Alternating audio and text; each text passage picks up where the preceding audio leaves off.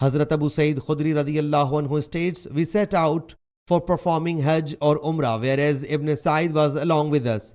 We laid over at a post. The people dispersed and I was left with him. I got extremely frightened at what used to be said about him. He came with his luggage and placed it with mine. I said, it is burning hot. It would have been better if you had placed your luggage under that tree. He did the same.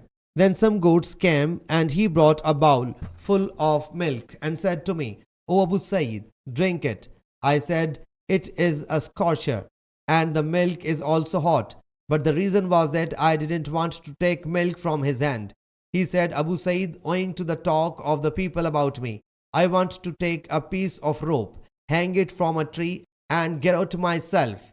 O Abu Sa'id, those from whom the hadith of Allah's Apostle ﷺ remained hidden, their case is different. But O the group of Ansar, nothing is hidden from you. Don't you know the hadith of Allah's Apostle ﷺ better than others? Didn't Allah's Apostle ﷺ say, he will be barren and issueless, whereas I have left my children in Medina Munawwara?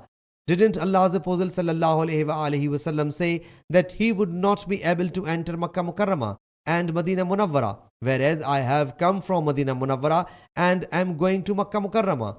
Hazrat Abu Sa'id radiyallahu anhu said, I was about to accept his excuse when he said, by Allah, I recognize the Dajjal and know where he has been born and where he is now. I whereupon said, may there be ruin for you the whole day long. Sahih Muslim Hadees number 7279.